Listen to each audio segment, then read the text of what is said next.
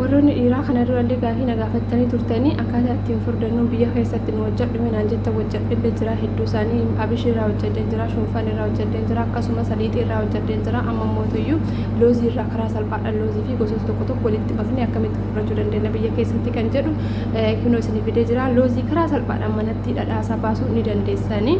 Viidiyoo amma xumuraa ilaaluudhaan footollee isiniif rahmatullaahi wa barakaatu. Kabajamtootaaf jaallatamtoota maatii uummachaaf kan taatan nageenyi keessan badhaadhaa baga nagaa taatanii namni chaanaala kiyyaaf haaraa taatan maatii ta'aa isiniin jecha har'amee kalxaa furdinaa tokko kan dhiiraaf ta'u jechuudha. Biyya keessatti illee biyya alaallee kan jiran dhiiraafillee shamarraniifillee lameenifuu kan ta'u isiniif fideen dhufe isinitti viidiyoon dheeressu anis jira qaba waan ta'eef tokkoffaa aannan kanan qopheeffannaa wantoota qopheessu dura seeraan laala'a.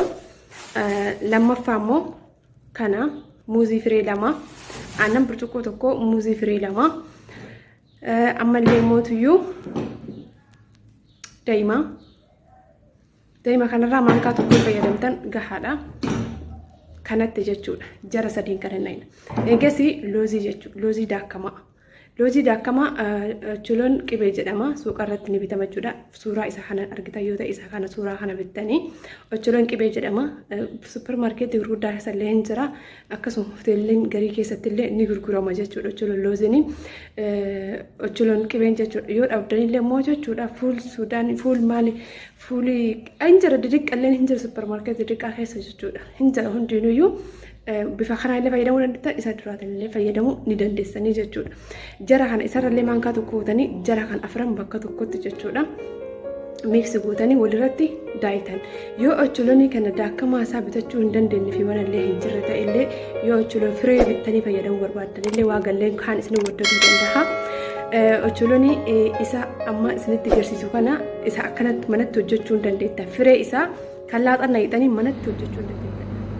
Dhadhaa isaa jechuudha. Egaa akkuma arguu jirtan viidiyoo kanarratti tokkoffaa firee ocholoonii ho'ifamaa jechuudha. Dheedhii osoo hin taane ho'ifamaa hin jedhanii maashinatti naqattanii soogidda xiqqeessitanii maankaa xiqqishuu takka waan hin geenne itti harguuftanii itti gootanii ergasii deebitanii maankaa tokko daa'ima itti gootan jechuudha. Firee ocholoonii kanatti jechuudha.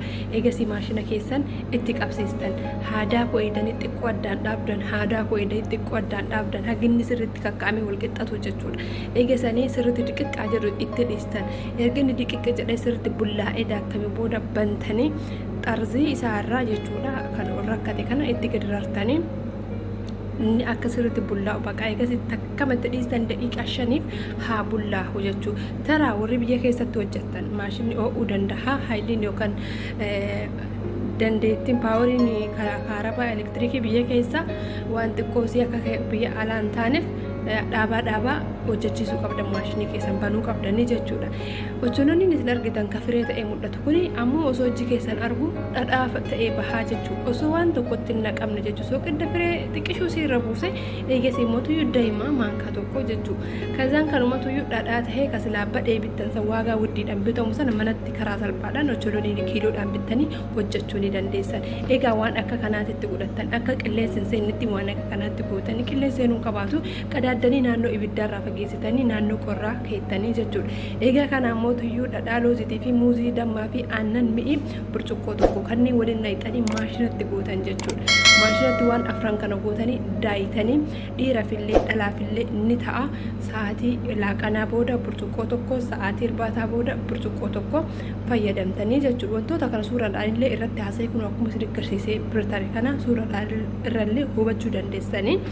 Egaa obboleewwan kiyya kalxa kana dura hojjedhee baay'ee hojjedhee jira. Ammaan boodallee baay'ee isinii fiduu danda'a.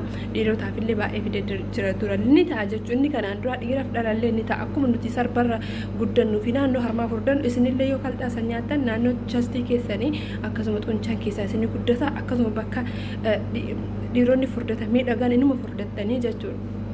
Egaa haala kanaan of kunuunsuu ni dandeenya. Haala kanaan boca keenya sirreeffachuu dandeenya. Keessattuu ispoortii fa'aa osoo irratti hojjenne ispoortii qaama namaa dabalu jechuudha. Sochii qaama namaa dabalu kan dubartootaallee kan dhiirallee hin jira. Sanniin fa'aa guyyatti yeroo tokko osoo irratti hojjennu taate karaa salphaadhaan yeroo gabaabaa keessatti akka gaariitti sarbaa keenya baasnee warroonni dhiirallee xuuncaa keessan chastii keessan haala bareedaa ta'een furdifachuu ni dandeessu jechuudha. Egaa obboleewwan kiyya viidiyoo har'a isinii fide kana fakkaata. Yoo isinitti tole laayik subscribe gochuu hin dagatinaa. Viidiyoo biraa isiniif fida inshallah itti aansee. Har'aan viidiyoo kanamaan asumatti xumuraa isinitti gabaabseetiin jira. Nagee annaa tura. Gaaffii yoo qabaattan koomentiidhaan naa kaayaa.